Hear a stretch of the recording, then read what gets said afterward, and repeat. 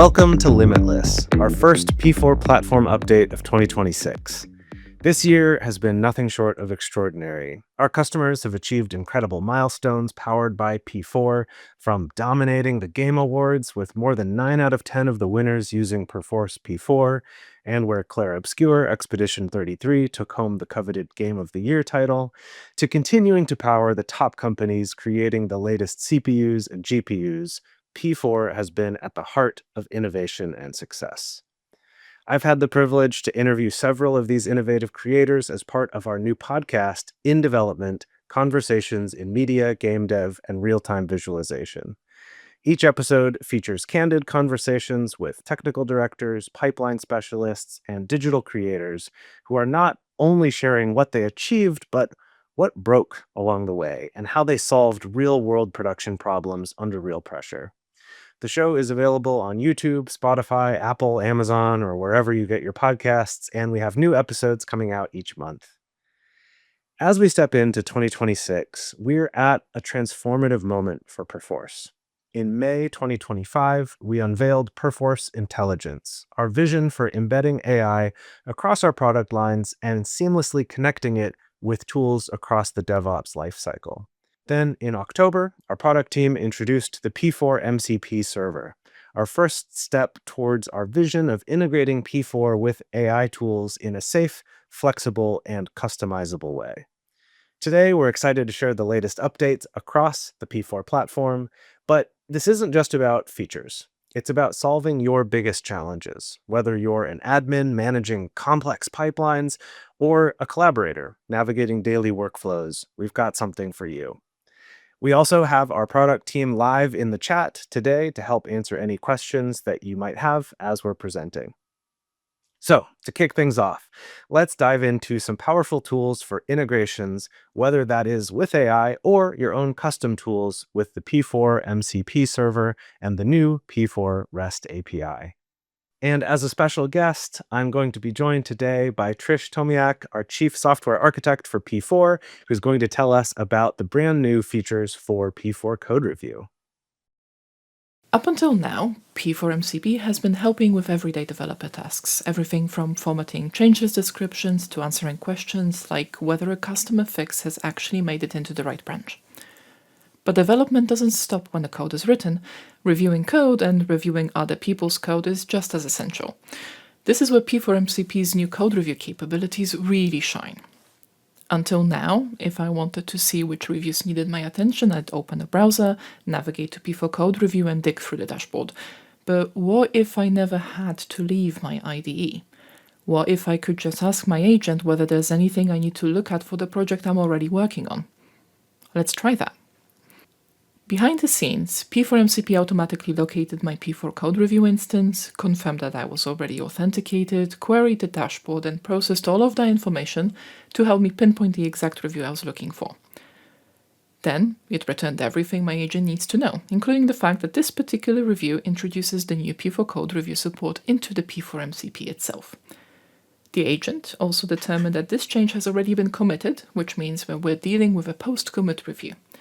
Before taking any action, let's ask an important question. Does this change actually address what the original ticket asked for? At this point, the agent already knows the review ID, the underlying change list, and the scope of work involved, and it confirms that the original request is accurately represented by these changes. Perfect. Now for a trick question. Since the code is already committed, let's ask the agent again and see what it does. Because it understands the current context and the project's review transition rules, it already knows what the next valid step is. So let's take it. I'll ask the agent to vote up the review, post a comment, and transition it into the next state. And just like that, it's done. Let's verify. If I switch over to P4 Code Review, I can see my upvote, my approval, and my comment, all exactly where they should be. Code review support for P4 MCP is already live on the P4 MCP GitHub page, and we're very interested in hearing what other workflows you'd like us to tackle next. When it comes to both the P4 REST API as well as the MCP server, They both have the goal of making it easier to integrate with P4, easier to connect things to it, but they're kind of coming at that from two different ways. So with the MCP server, that's all about giving the AI instructions for how it can interact with P4 on its own, with, of course, your permissions and, what access you give it, those sorts of things. We want to be sure you're being safe about it at the same time. On the other hand, the P4 REST API is more for your pipeline developers or people who want to make custom tools or extra ways to interact with P4, but it allows them to do it in a simpler way and that can get client-side credentials and things like that. So let's start off by taking a quick look at that P4 REST API. As a pipeline person myself, this is the one where I'm the most excited. So let's take a look. If you search for the P4 REST API, you'll find in the admin documentation here that this is in tech preview in 2025.2. It links to the documentation here, as well as talking about this P4 web server command. So just to give you a little bit of insight on that, this REST API is not something you have to install separately, but is a command that's now built into the server where you can simply start a web server that is then listening on the port that you specify. And then if we go to the REST API documentation itself, it's fairly limited right now, just as a tech preview, but please reach out to us and let us know if you like it, what you want it to do, what you'd like to do with it, things like that. So let me open my browser to show you this super simple little app that I made with this. It took me about, 45 minutes or something like that to work this out. So right here, I put in my URL of my server with the port that I specified, my username, and then a ticket. And there's instructions in the documentation about how to get the right type of ticket for this REST API. And then you can see I've got a few tabs on the right. So I have this server health, which just gives me some basic information. And I can click here and actually see this is all of the information that it sent back to me. So you can imagine that you could do more with that if you wanted to. On the depot browser, this is just returning to me all of the depots on my server, along with their descriptions, their locations, their names, some extra info about them. And again, I can look at all the information that's being returned. And then here I have file metadata. So in this case, this is just going to return me all the files that match this path here. So if I change this to something like Unreal Source and fetch metadata, I have this limited to only return the first 20 because there's, over 100,000 files in this particular depot.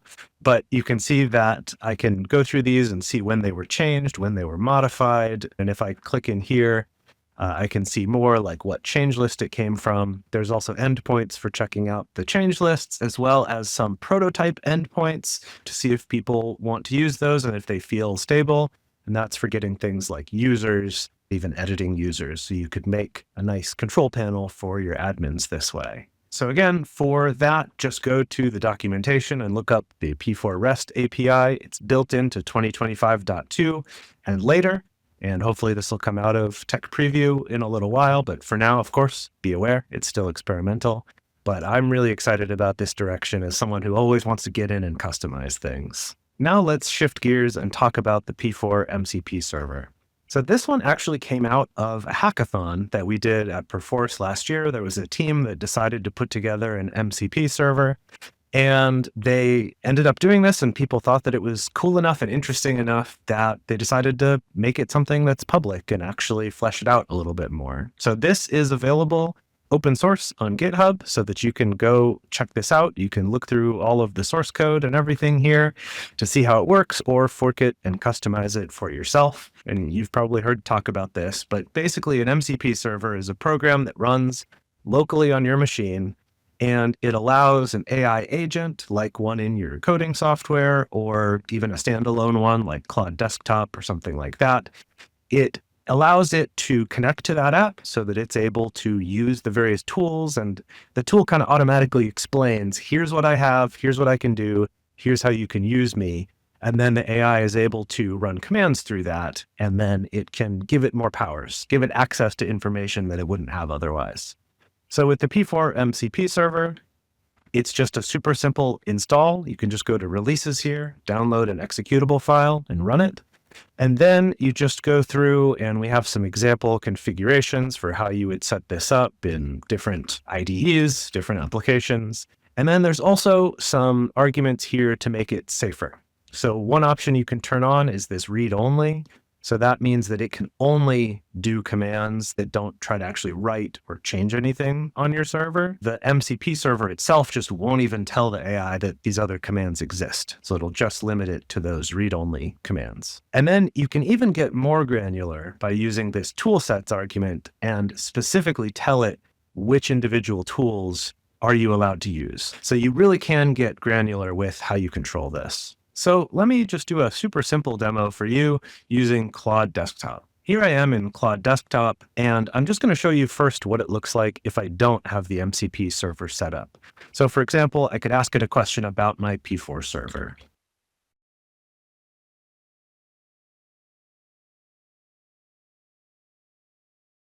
You can see here that Claude is actually pretty helpful, giving me the command that I would need to run myself to check that, and also tells me how I could do that in P4V. It's actually quite nice and helpful, but let's see what happens when we turn on the MCP so that it can access this directly on its own. So now in a new chat, I'm going to come in here, go to connectors. I can say manage connectors, and that opens up the config file, and I can paste in the information from GitHub. And then I can just turn on the P4 MCP right here. And now let's see what happens when I have that tool enabled. So you can see here that it realizes it has a way to do that itself, and it's able to get that exactly. It also identifies that I'm going through a proxy server, which is actually really cool. I didn't realize that it would notice that. That's great. So then a more practical use case for this would be something like, I want to know what are the most recent updates in a particular depot. Say I've been off for the weekend, or I just got in the morning and I want to know all the updates that have happened recently. I happen to know this depot doesn't have a lot of activity in it right now, so I'm just going to phrase my question a little more generally. Can you summarize the most recent few changes to the depots related to my current workspace? I don't even remember exactly the spelling of that depot, so let's see how it does with this.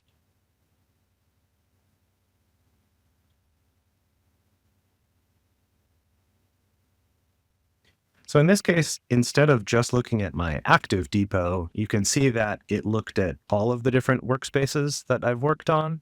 So I could maybe clarify my query a little bit to be more specific if I wanted to, but it did give me the information that I wanted. So the GDC depot is where I've been doing most of my work recently. So yes, a little while ago, I updated the claw machine, the designs and the textures. I updated some reference. You can see how this would be really helpful if you are coming back and there's been a lot of things that have been happening. I can get a nice summary like this rather than needing to look through all those change lists myself. And then if I needed to, I could either ask for more specific things or just ask for a change list number that then I could go look up myself. So let's finish off by asking one more question. Who has contributed to the GDC depot, and what have they each done?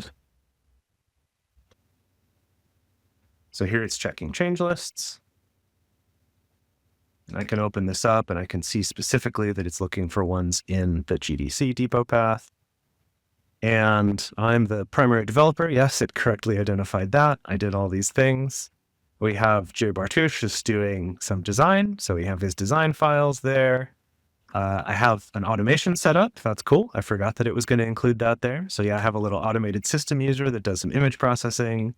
And then Ryan Maffasoli, who did some 3D art for the claw machine, as well as a few other assets and things from last year that would have taken me a little while to go back and look through and sort change lists and all that.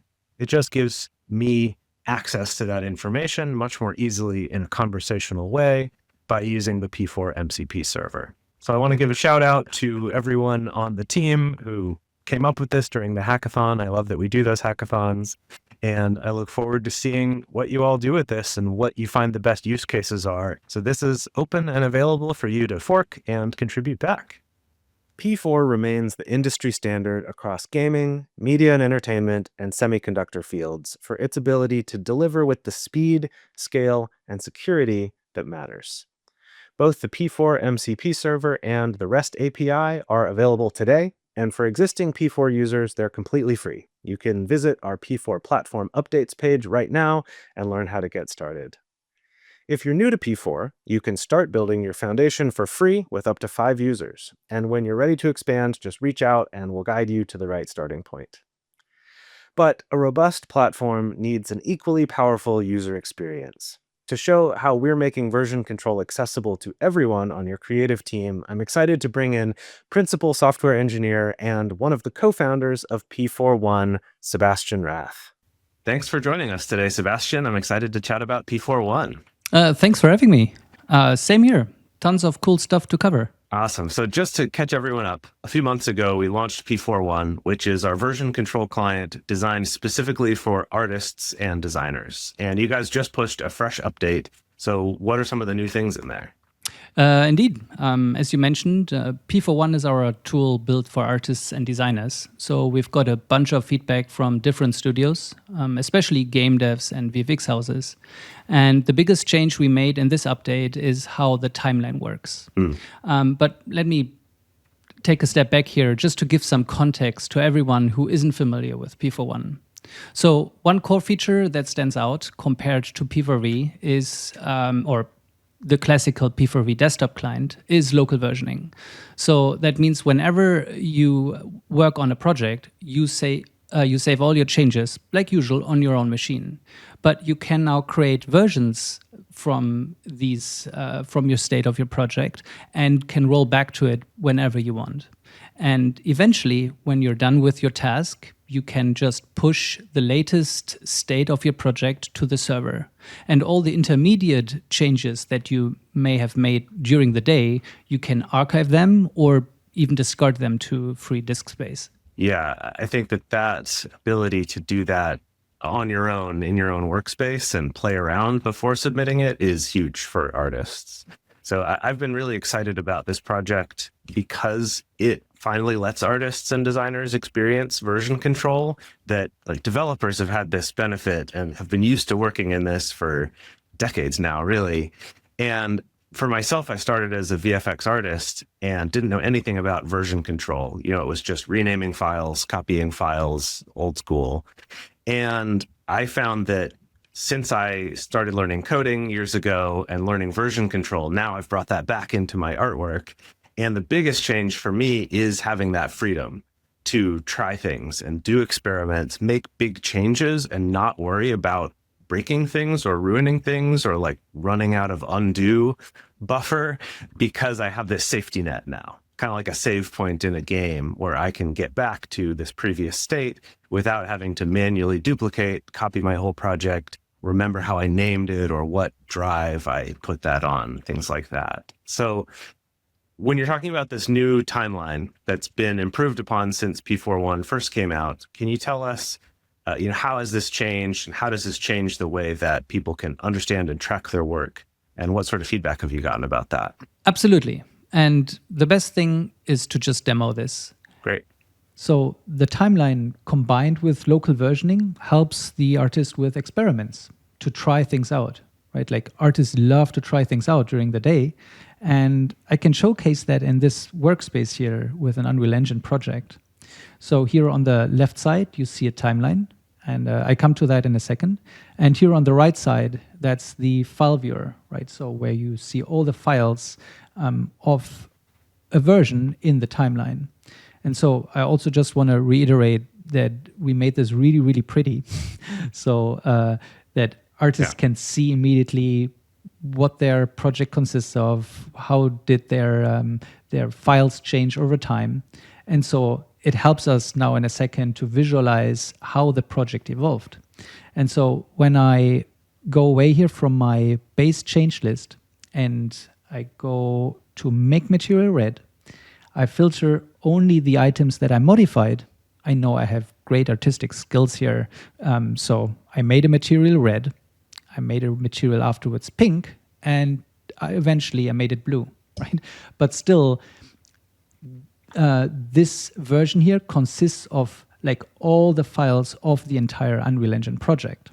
And I maybe don't want to see the pink material or the red material on the server, because while I want to have this as a safe haven, what you called earlier, like as a save point in a game, I maybe want to roll back to them, just because I may not go with a blue material, but once I'm happy with it, now I make the decision, okay, I want to see the project, or at least the changes that I made now on the server, and that does not include the changes that I made in this version or in this version. So I just click on submit version, and now I have one interesting option here. So that's called squash. So what squash does is it removes all intermediate versions from your machine, right? Because I want to see the blue material on the server, and I don't need pink or red anymore on my machine. And so I squash them, I click on submit, and the changes are submitted. So now the next change, so now the new version is a new change list, and now I can restart and do my other experiments that I want to run. And that really helps the artist being more free with their ideas, because they know they don't need the P4 server at all times at their disposal. Meaning you can just try stuff out locally. You don't need to shelve anything. You don't need to submit anything, but you still have like the power of a version control system, so where you can always roll back to. Yeah. So I was part of a lot of these discussions that we had about, how to make this more user-friendly, how to accommodate, how people want to work on things. And so what would you say are some of the main reasons why this ability to squash local versions is such an important improvement, and how it can help, especially with longer term projects? Primarily disk space. We do have some really smart features in there that ensure that only things are saved in the background that really changed. But even with this approach, I can think of a couple of scenarios where you just run out of disk space, no matter how smart your software is. So if you have a big Unreal Engine project or a Houdini project with a lot of caches, and you feel like you want to create 20 versions during the day of your project, you can do so. But still, the data needs to go somewhere. And so in most cases, you really want to get rid of these intermediate versions, because likely you might not be interested in them. But if you have the disk's capacity, sure, you can keep them maybe for a later use. Yeah, no, that makes sense. I think that it also helps when you have these local versions, as well as having versions that you've submitted to P4, to the server. And this squash kind of helps clarify that. When I squash, I'm just back to, this is what everyone else sees on the server too. And then I get to do my versions and try different things. And then when I submit again, I squash it back. So I always have this clear sense of, this is the real source of truth from the server, and now I'm building on top of that. So yeah, I think it just helps simplify that interface a lot. And speaking of interfaces, can you tell us a little bit about how creating workspaces has changed? Yeah. One of the things that we focused on was the onboarding experience. So we got a couple of feedbacks here, and so we improved the overall onboarding experience, how to create a workspace. How do you connect to an existing P4 server and a stream?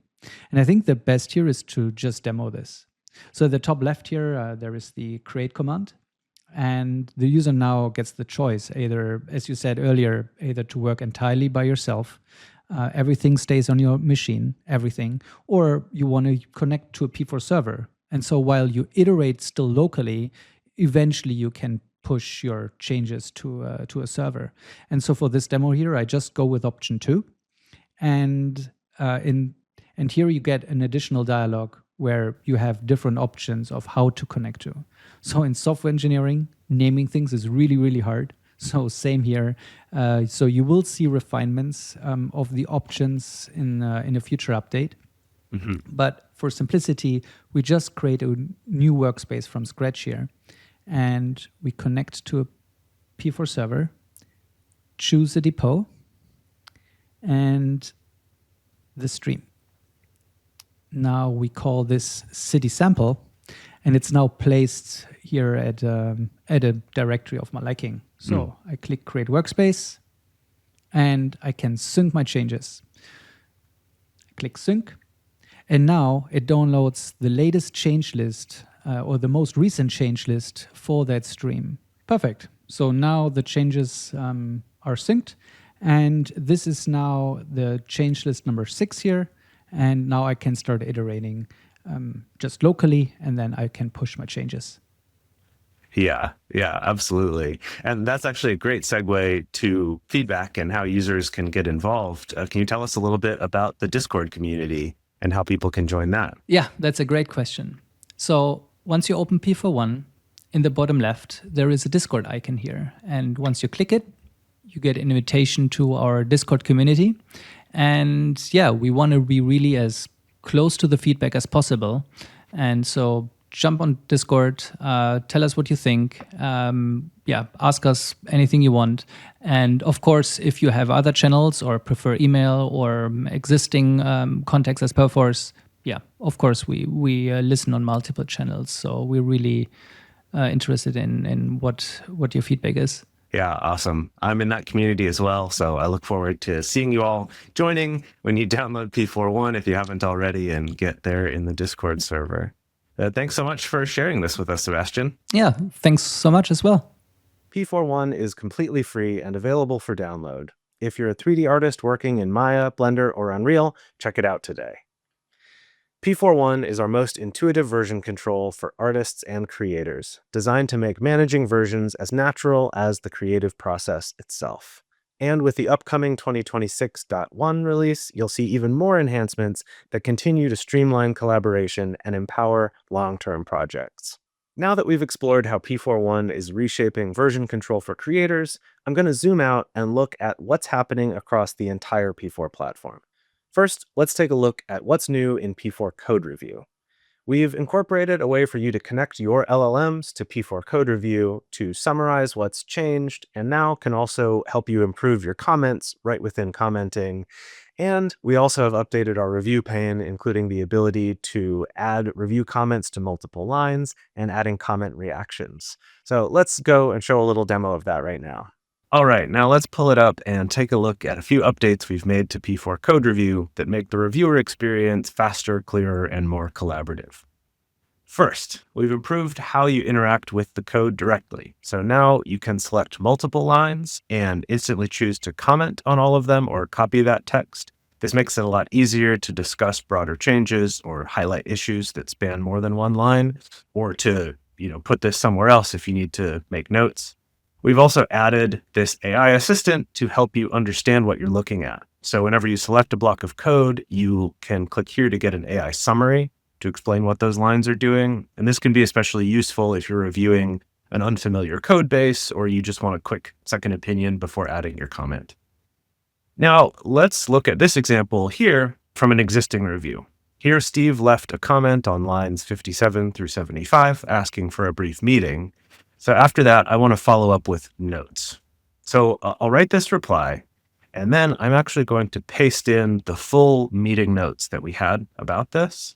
And of course, this is longer than you would normally want to put in a comment thread. And so to help with that, we've added an AI assistant directly into the comment editor.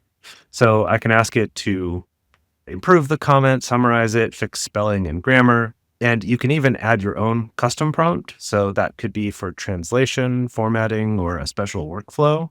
I'm particularly excited about this one because I work with a lot of people both in the US and in Japan. Some of them speak one language or the other or both. So to have an option in there that would just take any comment and translate it to the other language so that you always have both would be a super useful thing in that case. So everybody's able to follow along in whichever language they want. Anyway, in this case, I'll just choose summarize. The assistant takes these long notes and then makes this concise version that's nicely notated in bullets to make it very easy to read.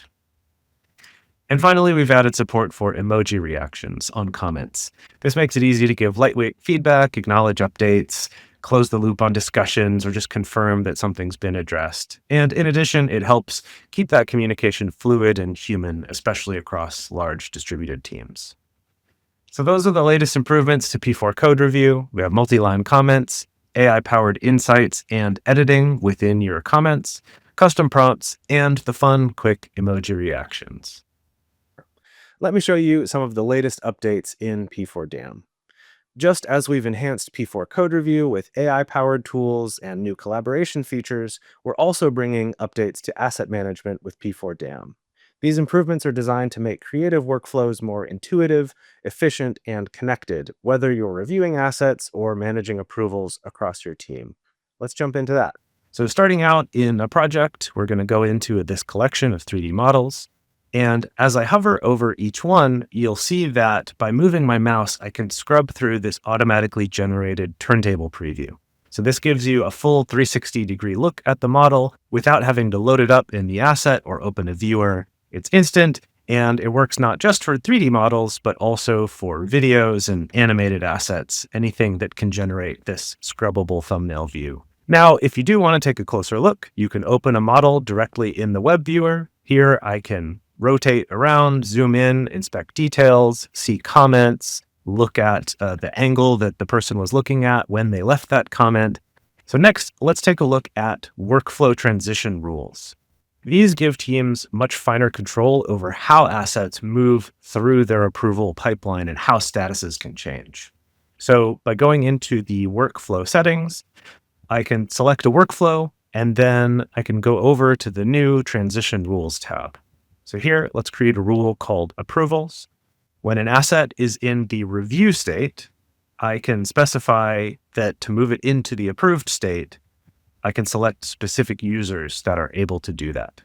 This is critical for keeping the review process clean and predictable, and you can restrict these key transitions to leads, supervisors, producers, or whoever should have that authority for that asset. And as someone who loves automation, this is my favorite part, is you can also add a custom webhook that fires when this particular transition happens in this particular workflow. In this example, I'm linking to a P4 plan webhook to update status there, but this could be anything in your environment like Slack alerts, render farm triggers, other pipelines, whatever you want. So those were the two big updates to P4 DAM that I wanted to cover from 2025. Fast animated thumbnails for instant asset context, and workflow transition rules that give you precise control over automations and your approval process.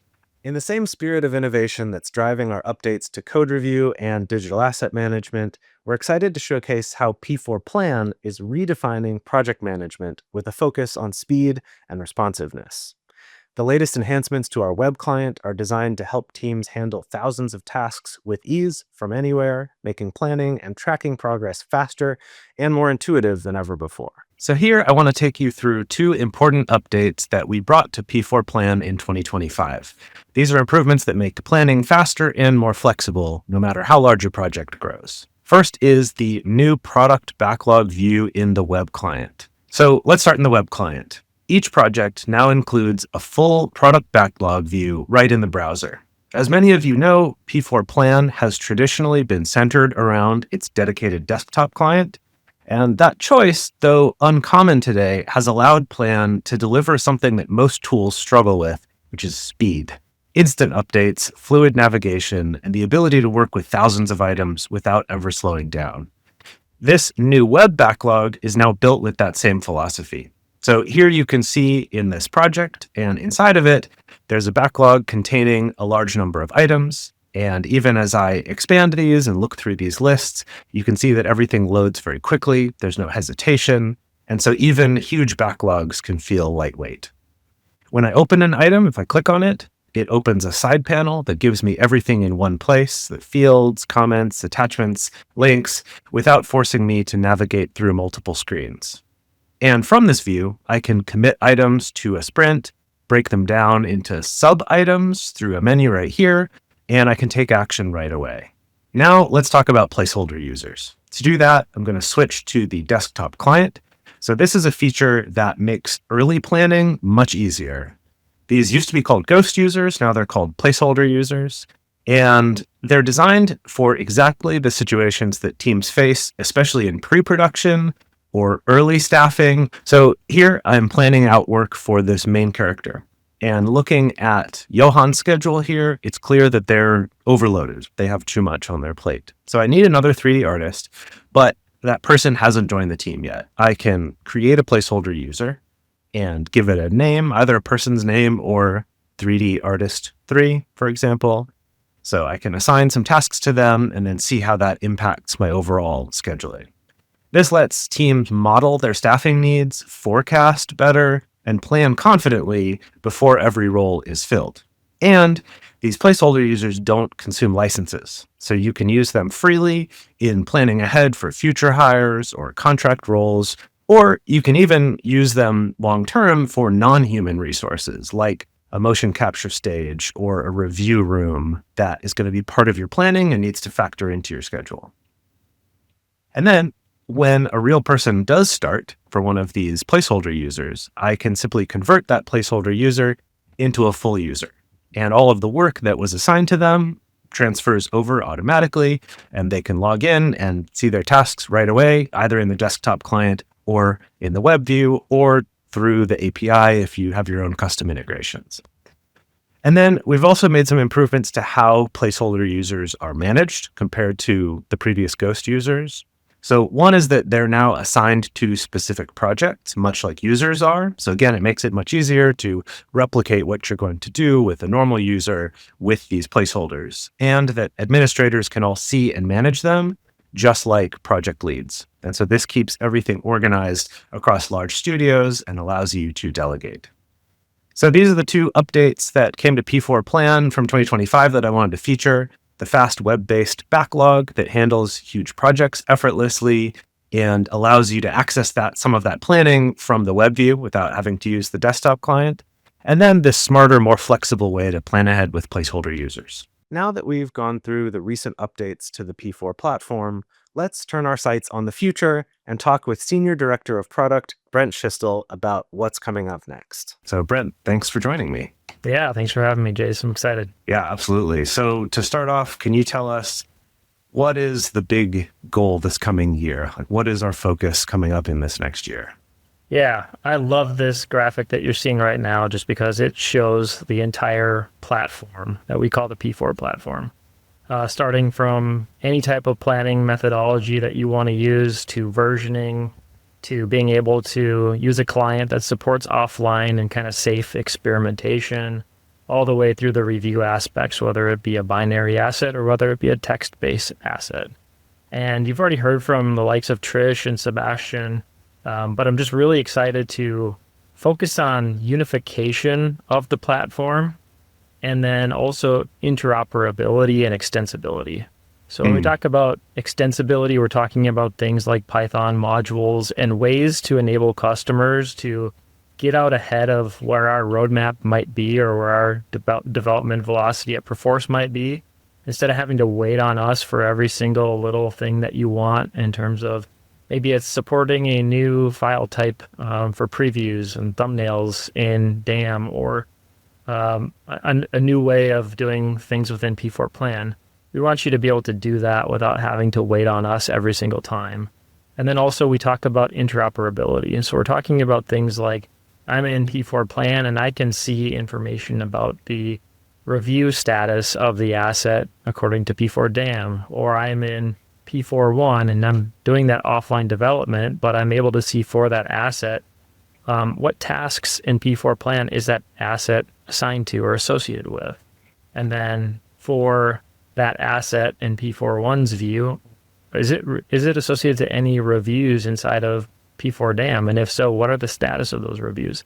So just giving you more context without forcing you to hop between each individual interface to get that context. Yeah, no, I think that'll be super useful. And for myself, as someone with a background in pipeline development, anytime I have software that I can customize for like that individual use case, that's not just a general thing, but our company specifically needs it to work this way, the easier that is to do and to customize is always such a huge win. So that one I'm super excited about. And I think a lot of people will be really excited about being able to extend and customize more of the tools if they want to, right? You don't have to, but I like that having that option there is great. Yeah. And then moving forward, when we talk about the P4 platform, we have a bunch of themes that we kind of bubble things down into. And what I like to tell customers is these themes are kind of like the compass for the P4 platform. And so, if you and I are out hiking and we get lost in the woods, well, I really hope one of us has a compass, right? And, this is really that compass for the P4 platform. So, what I like to tell some of our customers is when we're talking about the future, we kind of say, this is the compass for P4 platform. And so, if a customer comes and they ask for something that has nothing to do with any of these themes, it doesn't mean that we'll never go in that direction. But I like to tell customers that it probably means the probability might be a little bit lower that we go after it in the near term. And so these themes, as you can see, there's 6 of them, and they go from anywhere around streams and supporting component-based development and configuration as code and being able to test things in isolation before committing them, to digital asset management, which has broken out into its own product itself and trying to simplify that asset discovery, reuse, and review. And you've seen things like transition rules and interactive thumbnails and asset bundles and things that we've added into that digital asset management solution, which has really matured over the last year and a half and is now in a great state for artists and others to take advantage of. Then we look at cloud enablement, and there's a couple of different aspects within that. One is, how do we get customers who want to own their own deployment into the cloud of their choice and make that as simple as possible, to our new P4 Cloud, which is our SaaS offering. That SaaS offering now does include P4 code review, and we're working on how do we get P4 DAM available in P4 Cloud as well. And so, you're seeing a lot of movement in cloud. And again, when we talk about cloud, it's not just, hey, your only option is Perforce hosts it and you live with what we decide and what options we give you in that. It also does support those customers who say, hey, I want to deploy this to Azure or GCP or even DigitalOcean myself because I'm looking for a low-cost alternative for hosting. And we want to support these customers in whatever cloud they prefer. So those are the first 3. Moving over to the second column there, or the last 3, we talk about scale and performance. And scale and performance is something that we're always pushing the envelope on. And that you can see just by that definition that we define scale on many different dimensions, whether it be number of users or files or transactions, the size of your data set, where all your users are spread out across the globe, and you might want to deploy servers to get that data closer to them. All of those dimensions is how we define scale and performance. And again, scale and performance is something that we are constantly pushing the bounds of on every single product release. Then you'll see security, audit, and regulatory. And again, here we're doing things like working on a new initiative called P4 IDP. And so what we're trying to do is just simplify the process of supporting single sign-on. And through that process, being able to do a better job of enabling multi-studio workflows. And so think of a scenario where you're working with a third-party contractor, and maybe that third-party contractor is actually working with 4 other studios where they're doing some artwork, for instance. And instead of having them have a unique username and password for every single P4 instance that they need to do work and submit work through, we want to enable a way that basically says, as long as you trust that third party's IDP, that user of that third party could potentially just have one set of login credentials, and it's their own corp credentials. And no matter what P4 instance they're needing to access, they're able to just do it via a single set of credentials. So no more post-it notes or insecure ways of trying to remember what's my user ID for this third party that I'm working with and what's my user ID for that one. It's just a common set of credentials and really just supporting a more seamless way to do authentication through P4. And tying it to the IDP also gives the company a little more control of if they need to suddenly revoke credentials because a password was leaked or something, the IT team is able to do that right away instead of having to find out who owns that server, who needs to change those passwords, things like that. Yep. Yeah, and just doing a better job too of like how we support headless users, build infrastructure, things like that. And, just providing a more seamless way to manage those IDPs that you want to connect with and make available to authenticate to your own P4 server. Nice. And then last, there's just ease of use. And this is anything from UX improvements. Some of our long-standing clients, we don't want to ignore usability. We want to stay on top of that. to things like vertical focused deployment templates. So we've talked about the fact that if we know what engine you're using, we can help you with what ignore file you might want to use, what your type map might want to look like, to, hey, what industry are you working in? Are you in gaming? Are you in VFX and media and entertainment? Are you in semiconductor, automotive? As we talk to more and more customers and we get an idea of how they do branching, instead of just giving you a blank slate, a blank box after you install P4, we could potentially help you say, hey, what game engine are you using, or what 3D rendering engine are you using? What industry are you working in? And we can seed you with examples there to get you started and get you jump started versus having to kind of figure it out from scratch. And then, like we talked about, that interoperability across products and the extensibility within each product is going to be huge for us in 2026. Yeah. Super excited for all of that. So you mentioned that one of the themes here is cloud enablement. And I know that that's also something that we have some new developments coming up in this next year. Can you tell us a little about that? Yeah. So one of the things that we're working on is what we call internally the direct offer, or you can call it a direct listing. But basically the idea is we have P4 Cloud, and it's been available since January 2024. And we found great success and great enthusiasm for P4 Cloud. The challenge right now with P4 Cloud is the only way to purchase it is through the Azure Marketplace. And the Azure Marketplace experience, if you're not already using other Azure-based technologies, isn't the most seamless experience. And so what we want to do is say, hey, if you want to be in Azure, we're not going to take that Azure Marketplace listing away. You may have credits, there may be other infrastructure, there may be reasons why you prefer Azure and you prefer the Azure Marketplace experience. But there also may be no preference whatsoever. And in that case, what we want to do is spin up something where we call it a direct offer. You come in and you create an account through us if you don't already have one.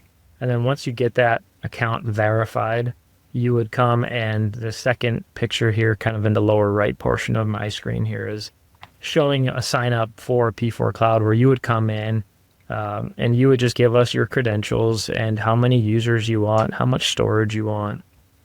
We will show you an estimate of your monthly costs based off of our billing. And then you would go through the checkout process, and it would be seamless, all controlled through our own interaction patterns and usability. And you would have this experience of, you don't even really care what cloud your P4 environment gets deployed to. All you care about is there's a seamless way to get started. There's an easy way to go in and administer your subscription. If you want to add users, if you want to remove users, if you want to add storage, it's a very seamless process. And the other thing that this really, the nice benefit of this direct listing will be, some of our customers have come to us and said, hey, for every project that I'm going to spin up, I actually want a separate subscription. Meaning I want a separate P4 server, because the way that P4 Cloud works is every customer gets its own P4 server. So there's no noisy neighbor contention where somebody happens to get deployed onto the same VM as you, and all of a sudden they're doing a whole lot of workloads, and now I'm seeing my performance degrade. And it has at no fault of my own. We don't want that.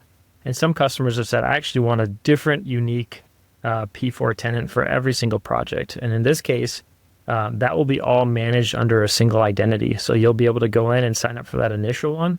And the next time you log in, you'll just be able to go in and say, all right, I either want to log in and manage this existing subscription, or I'd like to create a second or a third or a fourth subscription.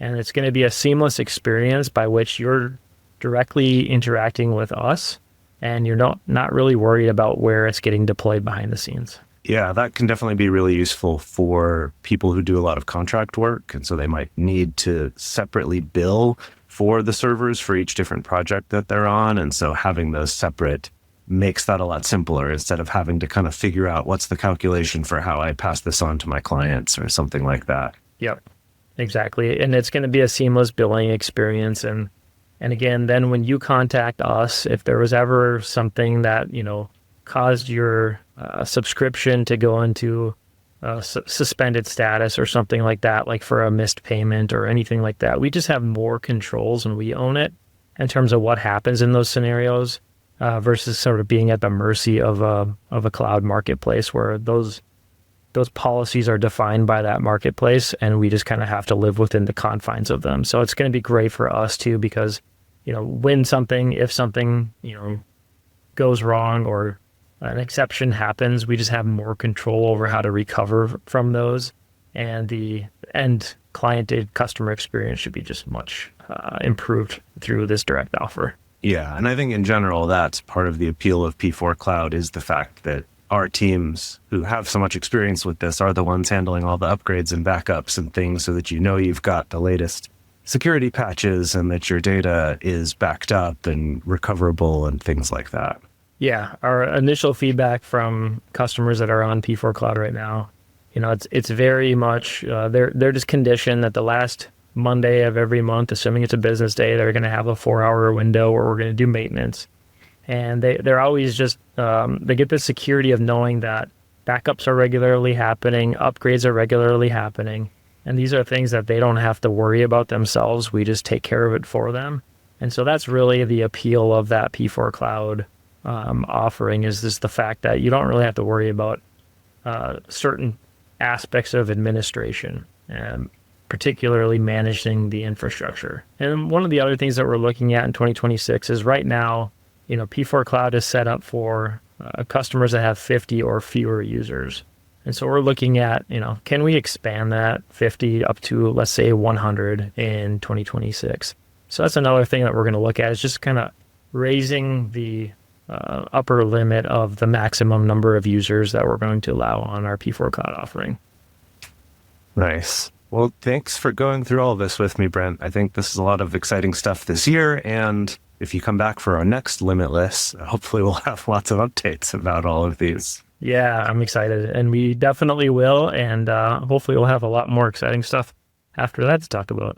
From the intelligent connection our new P4 MCP server provides, to the creative freedom of P4.1 and the workflow improvements of P4 Code Review, P4 DAM, and P4 Plan, what we've just shared today isn't just a collection of isolated new features. It's a foundation designed to remove the barriers between your technology and your creative vision. Everything we've shown today is ready for you to explore right now.